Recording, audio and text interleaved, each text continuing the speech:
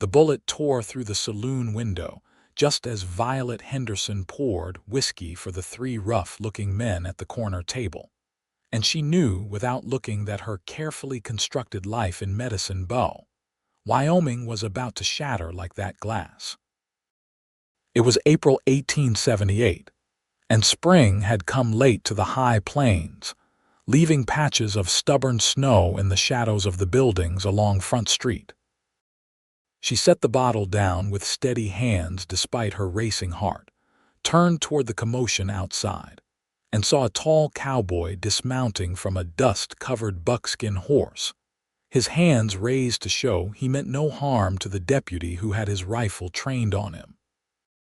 "Easy now," the stranger called out, his voice carrying through the broken window. "Just looking for honest work and a hot meal." Violet studied him through the jagged opening.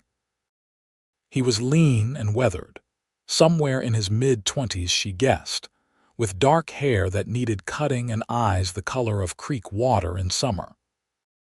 There was something about the way he held himself that spoke of both strength and gentleness, an unusual combination in this territory where most men led with their fists or their guns. She watched as Deputy Morris lowered his weapon after examining the stranger's papers, then gestured toward the saloon. "Got work inside if you are looking," Morris said. "Jim Turner needs a hand at his ranch, and Miss Henderson here might know of other opportunities." The cowboy nodded his thanks and headed toward the entrance. Violet had already turned back to her customers, but she was acutely aware of his presence as he crossed the threshold and removed his hat. Up close, she could see the dust of hard travel on his clothes and the weariness in his face, but also something else, a fundamental decency that seemed out of place in a saloon where most men came to forget their troubles or create new ones. "Coffee if you have it," he said, taking a seat at the bar. "And whatever food you can spare." "We have stew," Violet replied, keeping her voice neutral and professional. She had learned long ago not to encourage the attentions of drifters and cowboys passing through. At 24, she had been running this saloon for her uncle for 3 years, ever since he had taken ill and could no longer manage it himself. She poured the coffee and ladled out a generous portion of beef stew, setting both before him with a piece of cornbread. "Thank you, madam." He wrapped his hands around the cup as if drawing warmth from it. "Name is William Rollins. Most folks call me Will. Violet Henderson."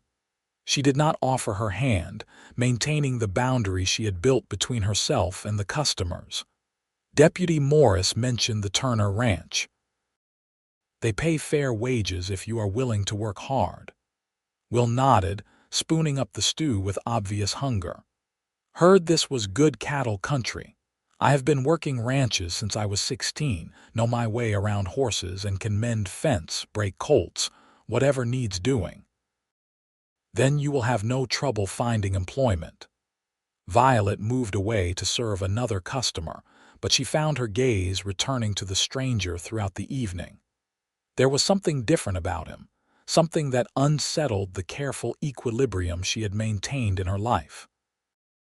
She had given up on certain dreams years ago, accepted the hand that fate had dealt her, and made peace with a future that would never include the things most women her age took for granted. When the saloon finally emptied near midnight, Will Rollins was one of the last to leave. He paid for his meal with coins that he counted carefully, leaving a small tip that she knew probably represented more than he could afford. "Obliged for the kindness," he said. "Hope to see you again, Miss Henderson." She watched him go, then locked the door and began the familiar routine of cleaning up. Her Uncle Patrick was already asleep upstairs, his breathing labored even in rest. The consumption was taking him slowly but surely, and Violet knew it was only a matter of months now, perhaps weeks. She had nursed him faithfully, repaying the kindness he had shown when she had arrived in Medicine Bow 5 years ago with nothing but a carpetbag and a broken heart. That night, She lay awake in her narrow bed, thinking about the doctor's words from 2 years past. The illness that had nearly killed her had left scars both visible and invisible. She had survived, but at a cost that still haunted her dreams. The doctor had been blunt: she would never bear children. The fever had damaged something essential, and no amount of wishing or praying would change that fundamental truth. At first, the knowledge had devastated her. She had always imagined herself as a mother, had pictured children with her husband's eyes and her smile. But gradually, she had come to accept her circumstances. She had even convinced herself that it was better this way, that she was spared the pain of longing for something she could never have. The men who passed through Medicine Bow were looking for wives who could give them sons to work the land, daughters to marry off and forge alliances. She had nothing to offer them, and so she had stopped looking. The next morning dawned clear and cold. Violet opened the saloon early to serve breakfast to the ranch hands and travelers who needed a meal before heading out. She was surprised to see Will Rollins among them, freshly washed and wearing a clean shirt, though his jeans still bore the dust of the trail. "Morning," he said, taking the same seat at the bar. "Got hired on at the Turner place. Start work tomorrow, so I figured I had time for a proper breakfast before I head out to the ranch." Violet served him eggs and bacon with fried potatoes and fresh biscuits. "The Turners are good people," she said. "They will treat you fairly. You know them well. Mrs. Turner comes to town for supplies every week. Her daughter Martha is about 16, helps with the house and the chickens. Mr. Turner runs about 50 head of cattle, has ambitions to expand." Violet poured more coffee, relaxing slightly into conversation. "They lost a son 2 winters ago to pneumonia. It hit them hard." Will's expression softened with sympathy. "That is a terrible thing. No parent should have to bury a child." "No," Violet agreed quietly. She hesitated, then added, "I lost my parents when I was 19. Cholera outbreak in Kansas. That is how I ended up here with Uncle Patrick. I am sorry." The words were simple, but his tone carried genuine compassion. Family is precious, even when it is just what we cobble together from whoever is willing to take us in. Something in his phrasing caught her attention. "You do not have family either." "Not anymore. Father died in the war, mother passed when I was 20 from influenza. Had a sister, but she married a shopkeeper in Denver and I have not heard from her in over a year." He smiled, but there was sadness in it. "We are all just trying to find our place in this world, I suppose." They talked for another half-hour, and Violet found herself telling him things she rarely shared with anyone about her uncle's illness, about the challenges of running the saloon alone, about the harsh winters and the way the wind could drive a person half-mad with its constant howling. Will listened with genuine interest, asking questions that showed he was truly paying attention.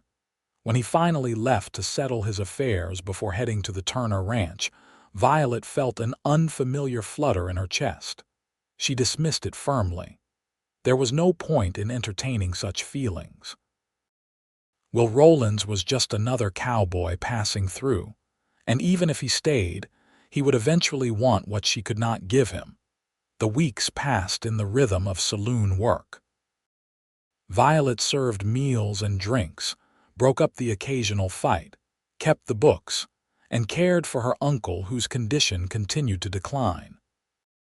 She saw Will Rollins most Saturdays when the ranch hands came to town, and each time they fell into easy conversation that left her looking forward to his next visit more than she cared to admit. He told her about his work at the Turner Ranch, about the ornery bull that had taken a dislike to him, about young Martha Turner's skill at roping despite her father's insistence that it was unladylike. Violet shared stories about the colorful characters who passed through the saloon, about the traveling preacher who had gotten drunk and tried to baptize everyone in sight. about old Mrs. Chen who ran the laundry and claimed to be able to predict the future from the patterns in soap bubbles. "She tell your future yet?" Will asked one Saturday evening in late May, leaning against the bar with that easy smile she had come to recognize. "Once," Violet admitted. "Said I would find happiness where I least expected it. You believe her?" "I believe she is a kind woman who wants people to have hope." Violet wiped down the bar, avoiding his eyes. "Sometimes that is enough." Will was quiet for a moment, then said, "I think hope is essential.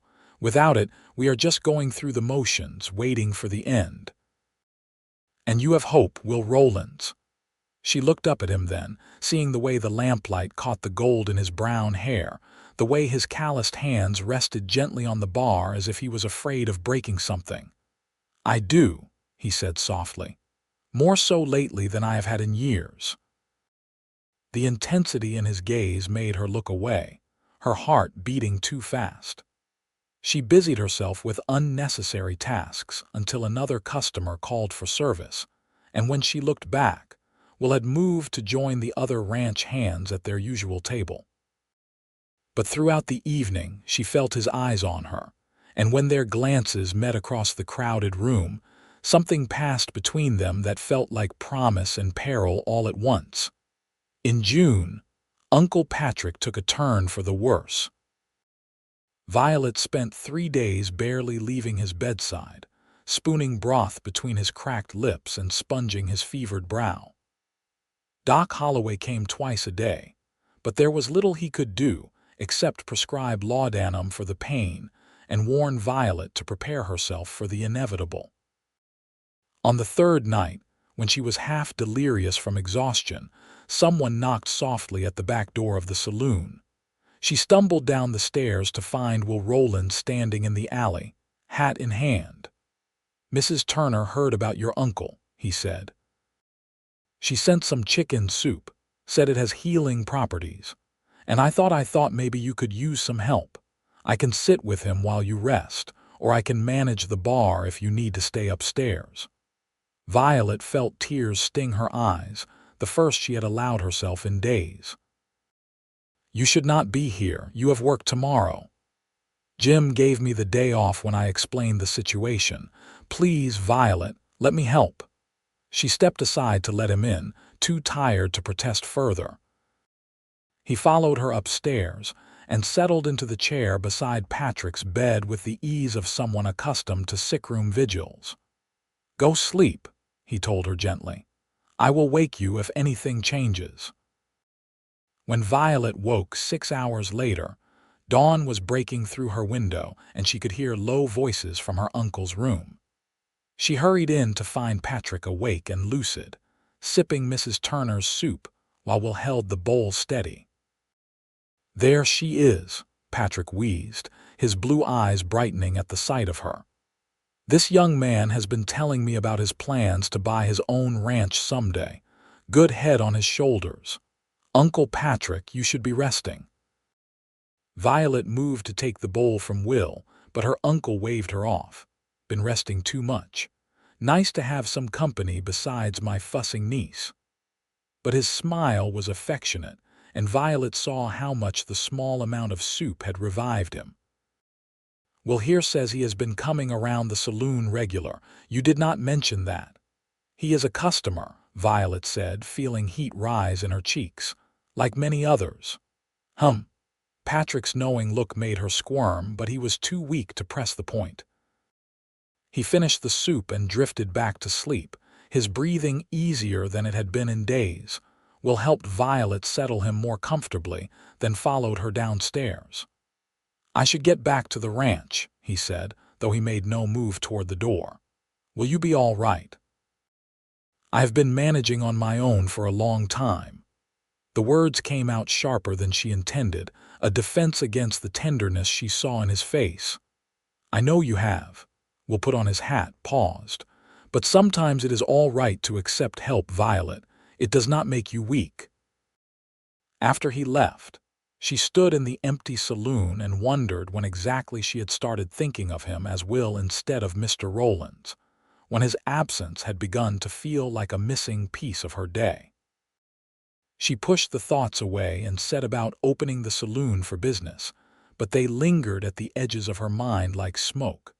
Patrick rallied for a few days, buoyed by Mrs. Turner's soup and Doc Holloway's tonics.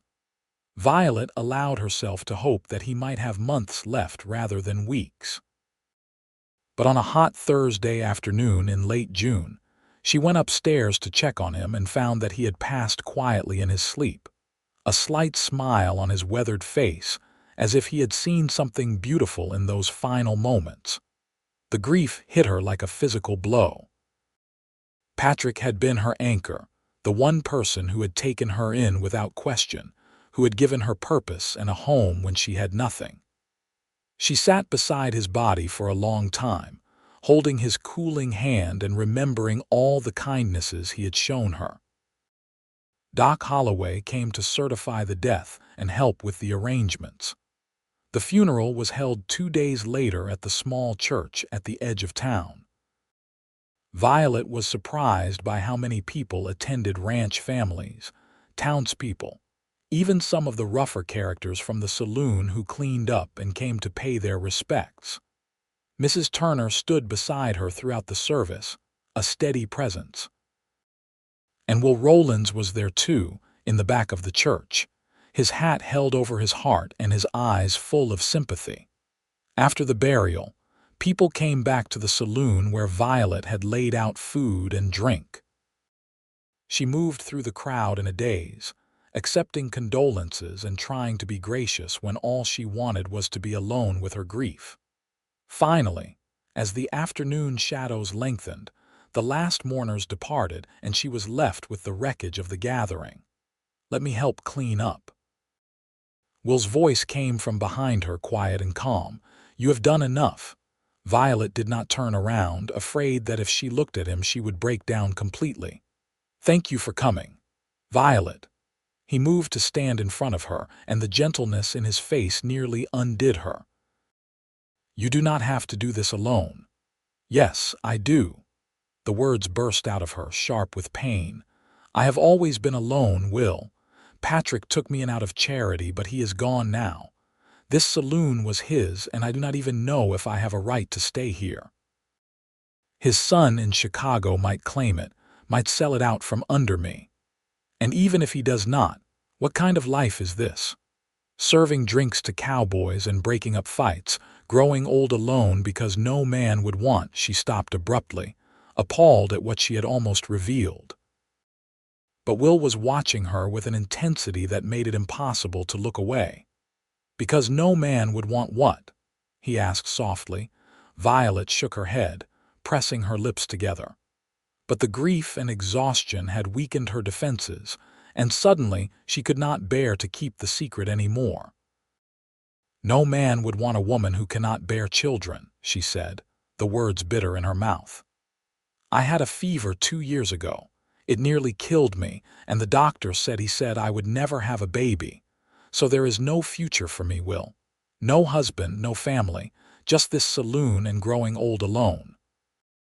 The silence stretched between them. Violet waited for him to make excuses and leave, to retreat from the broken woman she had just revealed herself to be. Instead, Will took a step closer. "I want you anyway," he said. She looked up at him, certain she had misheard. "What?" "I want you, Violet Henderson."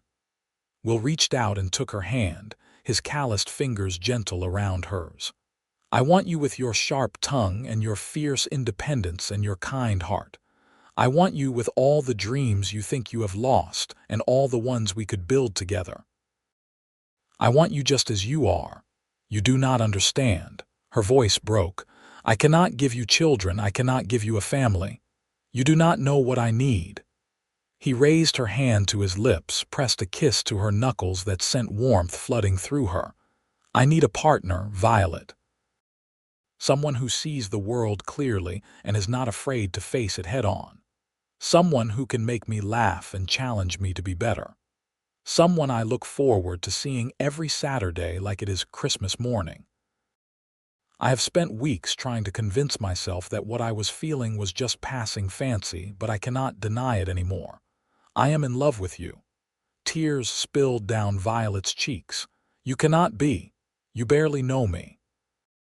I know that you took care of your uncle with devotion even when you were exhausted. I know that you are fair to everyone who walks through that door, no matter their station. I know that you have the most beautiful smile I have ever seen, even though you rarely let it show. I know that when you talk about books you read, your whole face lights up. I know that you take your coffee black and that you hum when you think no one is listening." He cupped her face in his hands, wiping away her tears with his thumbs. "I know enough to be certain, Violet. And if you will let me, I will spend the rest of my life learning the rest." "But children would be a blessing if we had them," Will interrupted gently. "But they are not what makes a family. Love makes a family. Commitment and partnership, and waking up every morning grateful for the person beside you, that is what matters. There are other ways to bring children into our lives if we want them. We could take in orphans who need homes, or help raise nieces and nephews.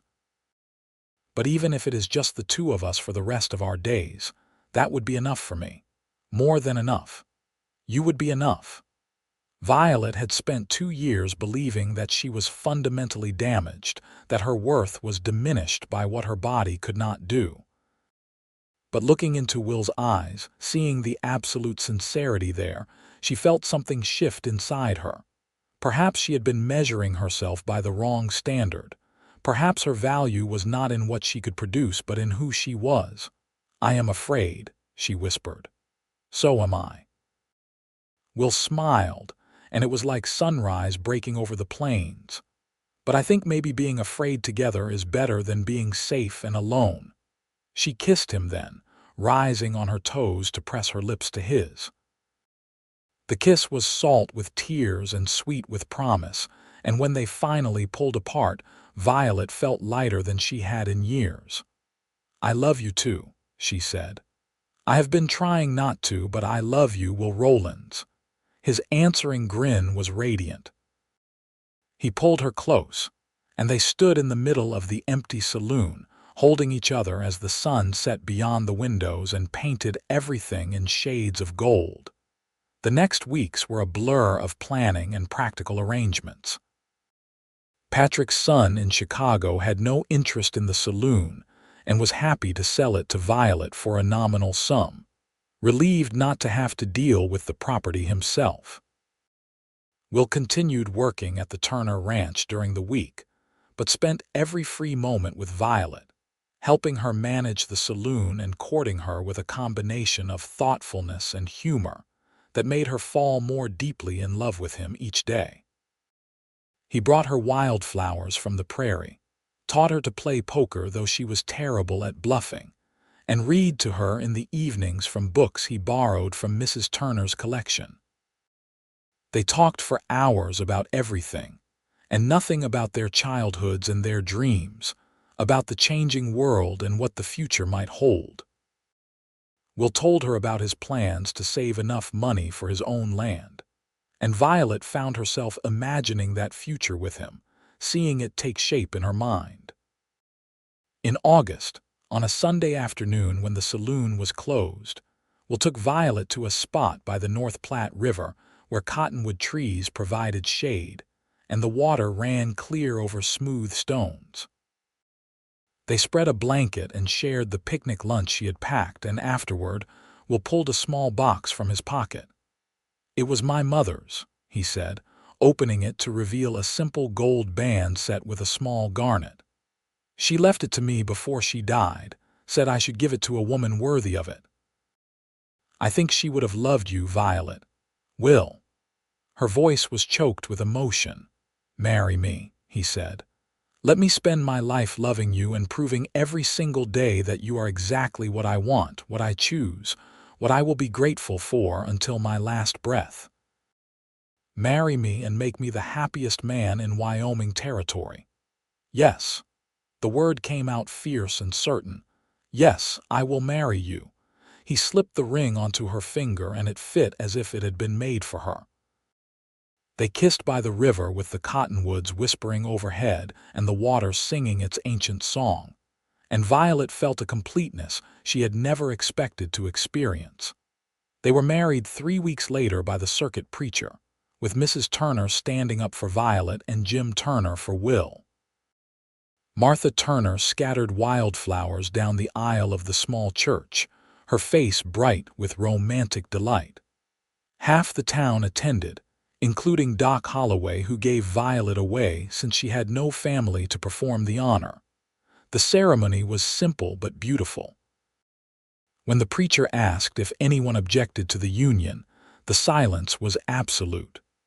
When Will promised to love and honor her all the days of his life, his voice rang with conviction. And when Violet spoke her own vows, she meant every word with a ferocity that surprised her. They had a party at the saloon afterward, with music and dancing and enough food to feed twice the number of guests.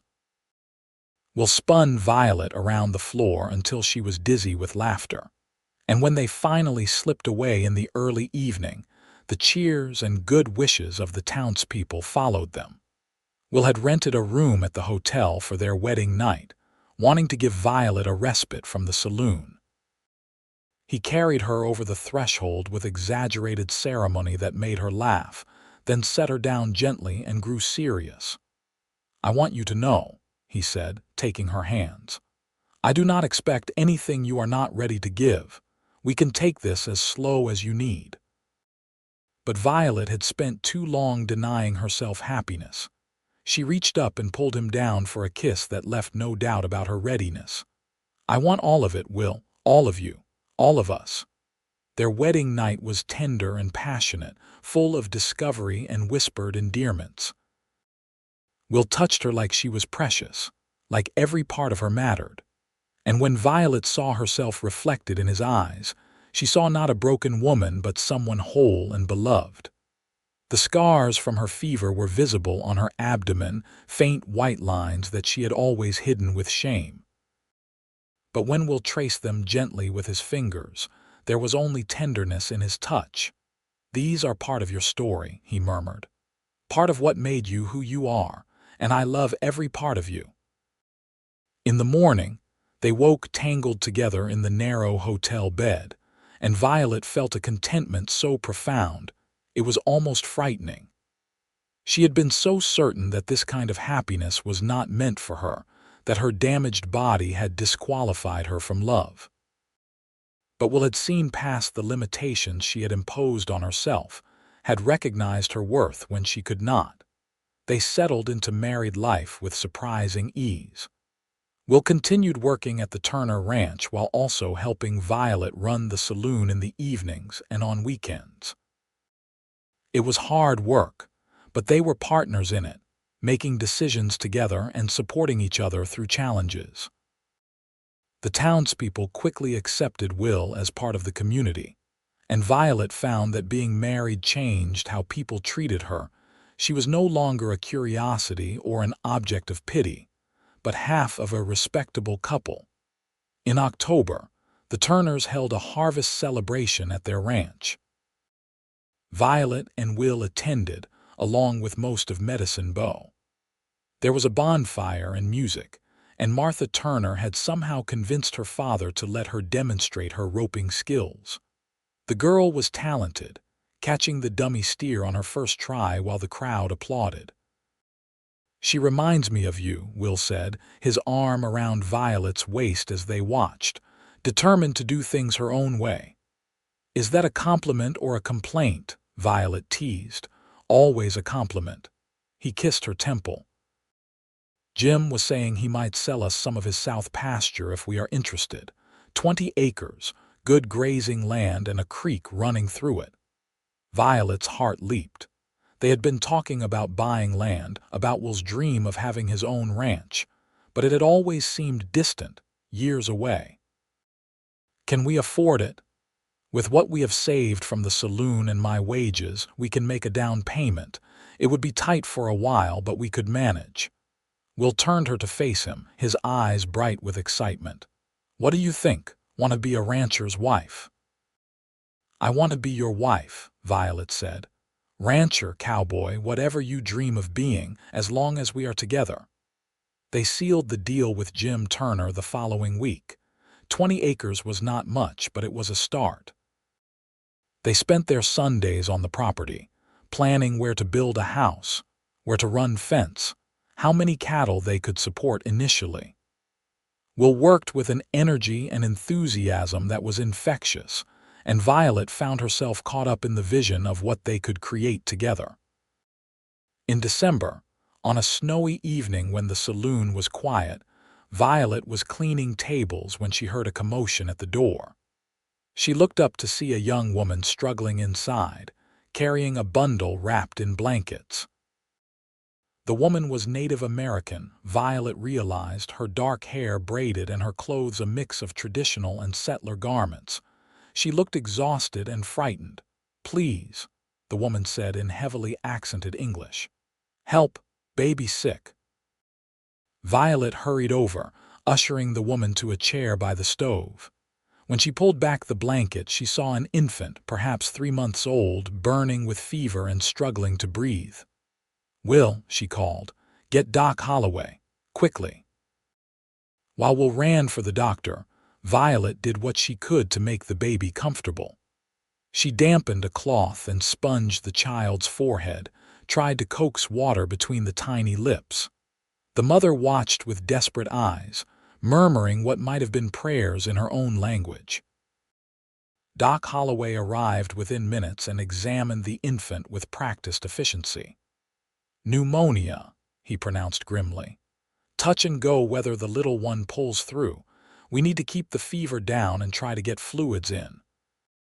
They worked through the night, the 4 of them taking turns holding the baby, administering the medicine Doc Holloway prescribed, doing everything possible to save the struggling life.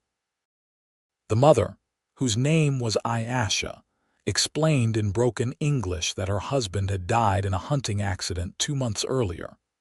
She had been trying to make her way to her sister's family in Montana, but the winter had caught her unprepared, and she had been sleeping rough for days. "No more," Violet said firmly. "You will stay here until the baby is well and the weather improves. We have a room upstairs." Ayasha's eyes filled with tears. "Why you help? Many people turn away." "Because you need help," Violet said simply. "And because I know what it is like to be alone and afraid." The baby, a boy named Takota, began to improve as dawn broke. The fever came down, and he managed to nurse from his mother with more strength. By evening, Doc Holloway cautiously declared that the crisis had passed. "You saved him," Ayasha said to Violet, clutching her son close. "I have no money to pay, but I will work. I am strong, can clean, can cook." "Rest first," Violet told her. "We will figure out the details later." Ayasha and Takota stayed in the room above the saloon for the next 2 weeks, regaining their strength. Violet found herself drawn to the young mother and her baby, spending time with them when the saloon permitted. She had not expected the fierce longing that seized her when she held Takota, feeling his small weight in her arms and breathing in his sweet baby scent. This was what she would never have, what her body could not create. But instead of the bitter pain she had anticipated, she felt something else, a tender ache that was more wistful than anguished. Will noticed, of course. He seemed to notice everything about her. "You are wonderful with him," he said one evening after Violet had spent an hour rocking Takota to sleep. "He is a beautiful baby." She stroked the infant's downy head. "Ayasha is lucky, so are we," Will said. "Lucky to be able to help them." When Ayasha was ready to continue her journey in January, the weather had turned bitterly cold. Violet and Will both knew it would be dangerous for a woman and infant to travel in such conditions. After a long discussion, they made an offer. "Stay here," Violet said, "at least until spring. You can help me run the saloon, and Will can always use an extra hand with the ranch work once you are fully recovered. We have the room, and Dakota should not be traveling in this weather. Ayasha looked between them, clearly torn. You are kind, but I do not want to be burden. You would not be, Will said. We could use the help, honestly, and it would be good to have another woman around, keep Violet from having to manage all those rowdy cowboys alone. So Ayasha stayed. She proved to be an excellent cook and helped with the saloon work, charming customers with her quiet dignity and occasional flashes of humor. Dakota thrived in the warm environment, growing plump and happy. Violet loved having them there, loved hearing the baby's coos and gurgles, loved watching Ayasha's confidence grow as she realized she was valued and welcome. In February, during a rare warm spell, Will took Violet out to their land to show her the progress he had made. He had been working with some of the other ranch hands on their days off, and together they had framed out a small house. It was not large, just 4 rooms and a porch, but it was solid and well built. Thought we could move in by summer, Will said, watching Violet's face anxiously. I know it is not much compared to some houses, but it is perfect. Violet threw her arms around him. It is ours, Will, our home. They stood in the doorway of the unfinished house, looking out over their land. The sun was setting, painting the snow-covered prairie in shades of pink and gold. In the distance, the Medicine Bow Mountains rose against the sky, their peaks still white with winter snow. I have been thinking, Will said slowly, about what Ayasha said when she first arrived, about how many people turned her away. It made me realize how much goodness there can be in just opening your door to someone in need. Violet nodded, knowing where this was going and feeling her heart expand with love for this man who saw the world the way she did.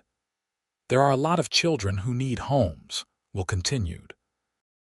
Orphans from the Indian Wars, from disease, from accidents.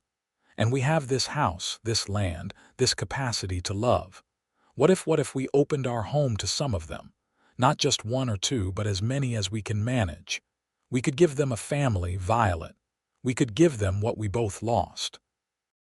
Yes. The word came out fierce and joyful. Yes, Will, that is exactly what we should do. They kissed in the doorway of their future home, sealing the promise of what they would build together. Not just a house or a ranch, but a family forged from love and choice rather than blood. Spring came late again that year, but when it finally arrived, it transformed the prairie into an ocean of green studded with wildflowers. Will and Violet moved into their house in May, and Ayasha and Dakota came with them. They had become family in the months since that desperate night in December, and none of them wanted to separate. The house was cozy and bright, with windows that let in plenty of light and a large kitchen where they gathered for meals. Will had carved their initials above the door WR and VR, joined by a heart, and Violet had planted flowers around the porch. They bought 6 head of cattle to start their herd and a pair of pigs for breeding. It was modest, but it was theirs. In June, Doc Holloway came to them with news of 3 children orphaned when their parents died in a fire. 2 boys, ages 8 and 6, and a girl of 4. They were half Cheyenne, their mother having been native and their father a fur trapper, and Doc said he was having trouble placing them because of prejudice in the territory. We will take them, Violet said immediately. All 3 of them. The children arrived a week later, frightened and grieving. The oldest boy, whose name was Thomas, regarded them with hostile suspicion. The younger boy, Peter, clung to his brother and would not speak. The little girl, called Sarah, cried constantly for her mother. It was hard those first weeks. Thomas ran away twice, and Peter had nightmares that woke the whole house.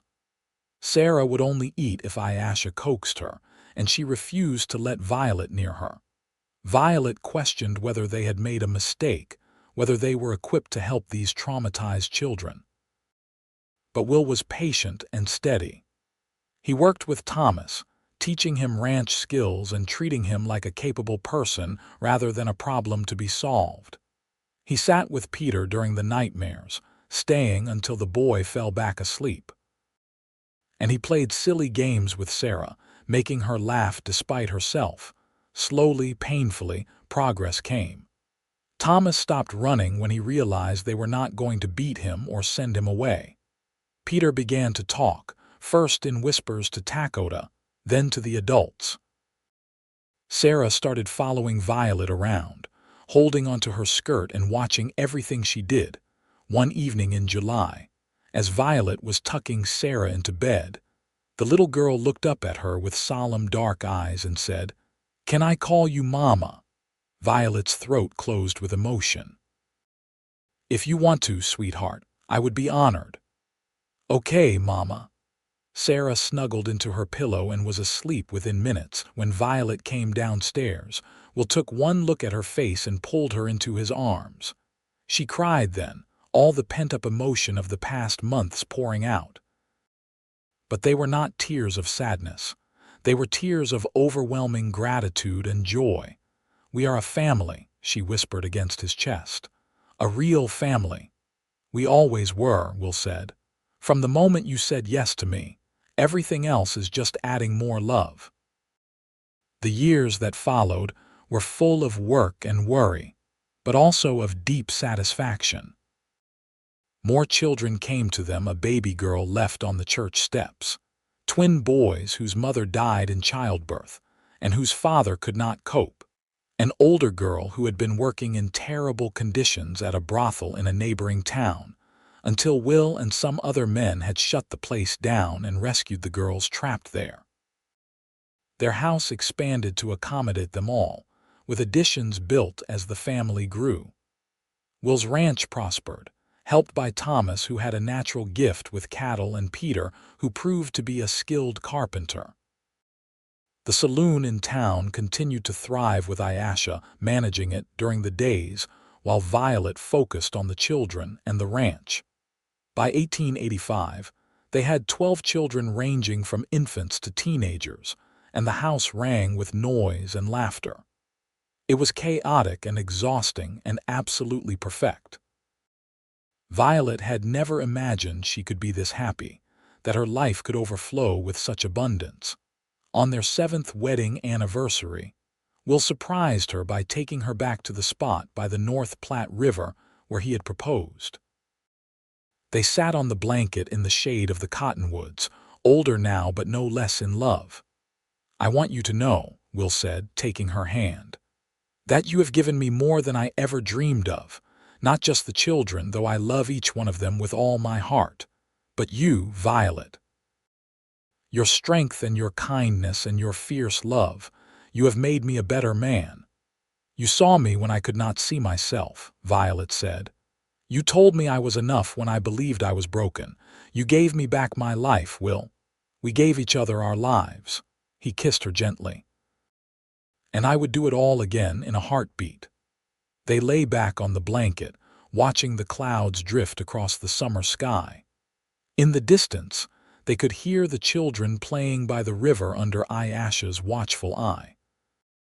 Dakota was 7 now, helping look after the younger ones with serious dedication. Thomas was 16 and courting Martha Turner, who had grown into a spirited young woman who could rope and ride as well as any man. Sarah was 10 and wanted to be a doctor like Doc Holloway. Each child had their own personality, their own dreams, and Violet loved them all with a fierceness that still sometimes took her breath away. "You ever regret it?" Will asked quietly. "That we did not have children of our own?" Violet considered the question seriously. Once it would have been a knife to the heart. But now, surrounded by the family they had built, she could answer with complete honesty. "No," she said, "because these are our children. Every single one of them is ours, Will. Not by blood maybe, but by choice and love. And that is stronger than any biological tie." "I think so too," Will pulled her closer.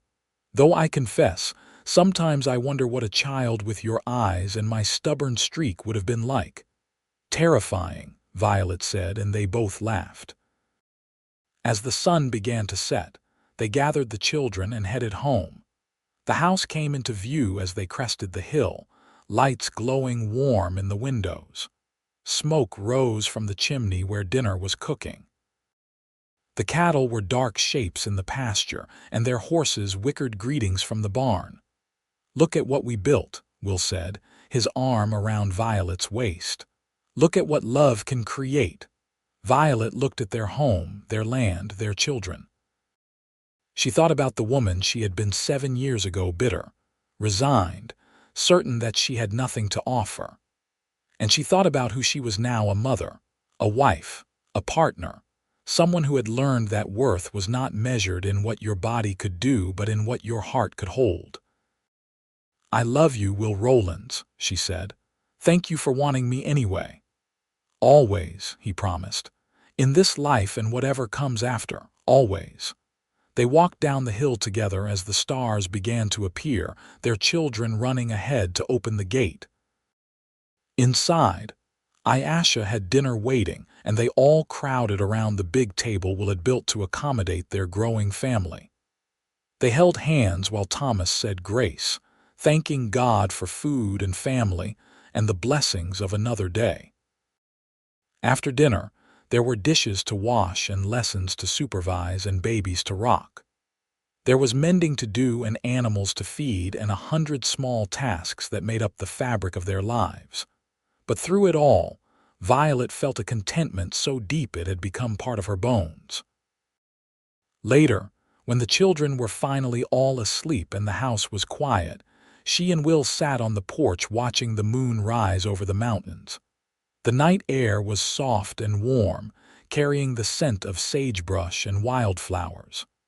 "Happy?" Will asked, though he surely knew the answer.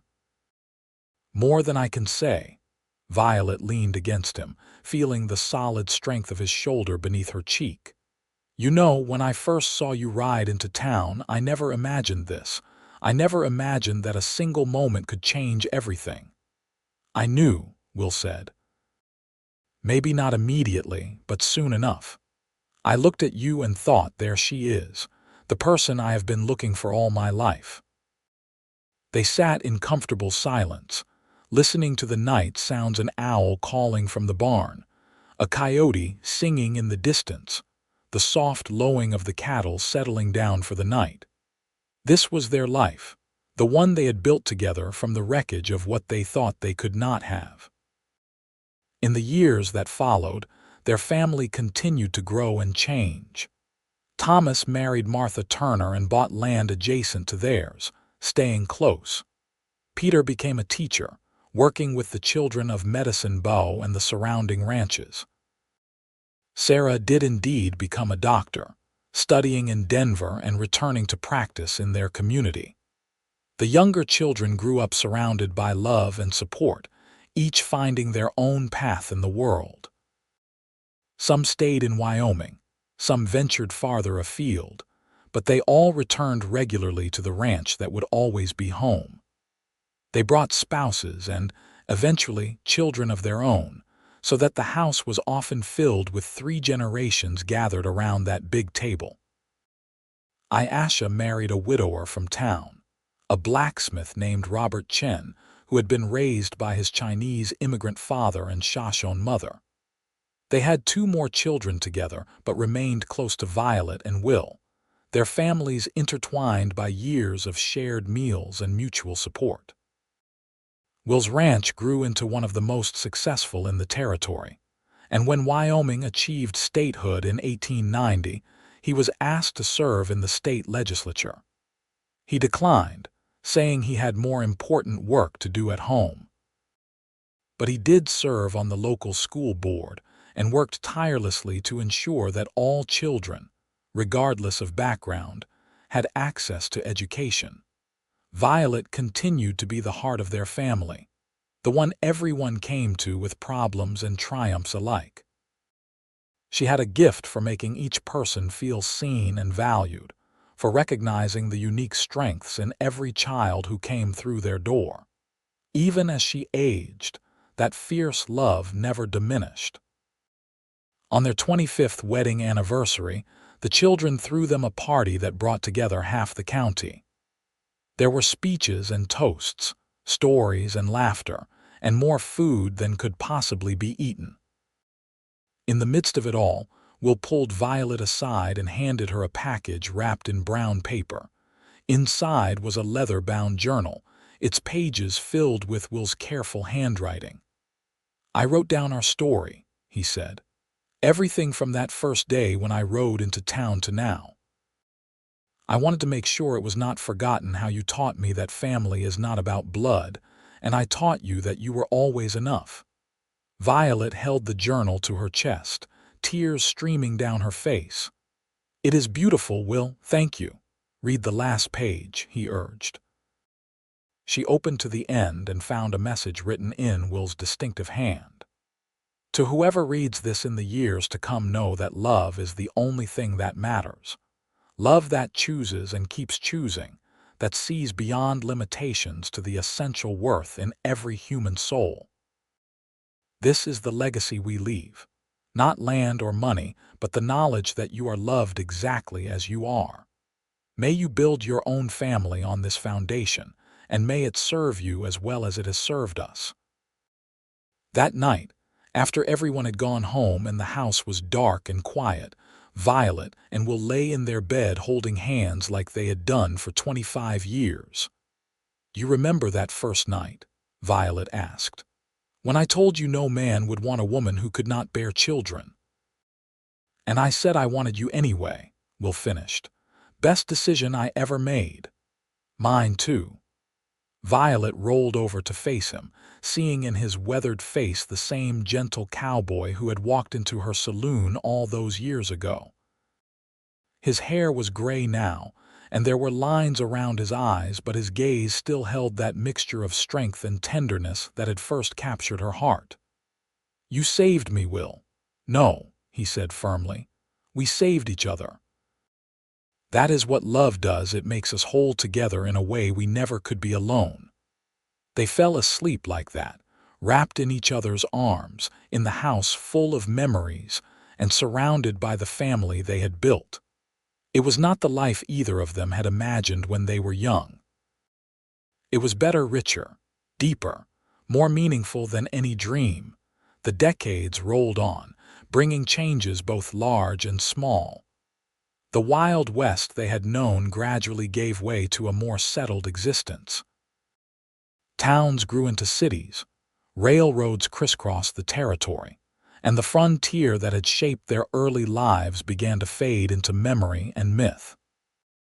But through it all, Violet and Will remained constant, a testament to the power of love that chooses rather than settles, that builds rather than accepts limitations.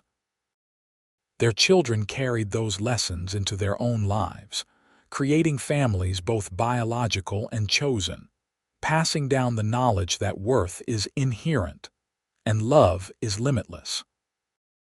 When Will died in the winter of 1910 at the age of 57, surrounded by his wife and children, his last words were, "I want you anyway." And Violet understood he was promising that not even death would separate them, that he would choose her in whatever came next just as he had chosen her in life. Violet lived another 8 years, long enough to see the end of the Great War and the beginning of a new era. She spent those years writing letters to her far-flung children and grandchildren, tending her garden, and serving as a kind of matriarch to the community. People sought her wisdom on matters of the heart, knowing that she understood both suffering and redemption. When she died peacefully in her sleep in the spring of 1918, the funeral brought together hundreds of people whose lives she had touched. Her children spoke of her fierce love and unyielding strength. Her grandchildren remembered her stories and her cookies. And everyone agreed that Medicine Bow had lost one of its greatest citizens. They buried her next to Will on a hillside overlooking the ranch, under a cottonwood tree they had planted together, 40 years earlier. On the headstone, their children had inscribed the words from Will's journal, "Love that chooses and keeps choosing." The house stood for many more years, inhabited by various members of the family who kept up the tradition of taking in children who needed homes. The ranch continued to thrive, passing through multiple generations. And the story of Violet and Will became a legend in medicine, proof that the greatest families are built not on bloodlines, but on the radical choice to love without conditions. Their journal was carefully preserved, passed down through the family, and eventually donated to the Wyoming State Archives, where it remains to this day. Scholars study it for insights into frontier life, but ordinary people read it for something else: hope. Hope that no limitation is too great to overcome, that no past is too broken to heal, that love really can transform everything it touches. And on summer evenings, when the wind whispers through the cottonwoods and the sun sets over the Medicine Bow Mountains, some say you can still feel their presence on that hillside. Not ghosts exactly, but the echo of a love so strong it left an imprint on the land itself. A reminder that we are all worthy of love, exactly as we are, and that the family we choose can be just as powerful as the one we are born into. This was their gift to the world, not wealth or fame, but the simple, profound truth that every person deserves to be wanted, cherished, and loved without reservation. That no wound is too deep to heal, no scar too visible to accept, no past too painful to transcend. That when we open our hearts and homes to those in need, we receive far more than we give. Violet Henderson had believed she was broken, unworthy of the life she longed for. Will Rollins had seen through that lie to the beautiful, capable, loving woman beneath. And together, they had built something eternal, a family forged in the fires of compassion, strengthened by adversity, and sustained by love that never wavered. Their children and grandchildren carried forward this legacy, creating their own chosen families, opening their own doors to those in need, passing down the wisdom that the measure of a person is not in what they can produce, but in how they love. And in this way, Violet and Will's influence rippled outward, touching lives they never met, inspiring generations they never knew. The Wild West they had inhabited became history, its rough edges smoothed by time and nostalgia. But the truths they had lived remained relevant: that kindness matters, that everyone deserves a chance, that the family we build can be our greatest achievement. These lessons never age, never become obsolete, never lose their power to transform. And so their story endures, a testament to the redemptive power of love, a reminder that happy endings are possible even for those who thought they were disqualified from joy. In a world that often measures worth in narrow terms, Violet and Will proved that value comes from who we are and how we love, not from what our bodies can or cannot do. They had been two lonely people who found each other in an unlikely place, who chose each other despite the obstacles, who built a life of meaning and beauty from the raw materials of courage and compassion. And in doing so, they left behind a legacy far greater than property or possessions. They left the memory of love in its purest form, unconditional and transformative, a love that had indeed been more than enough.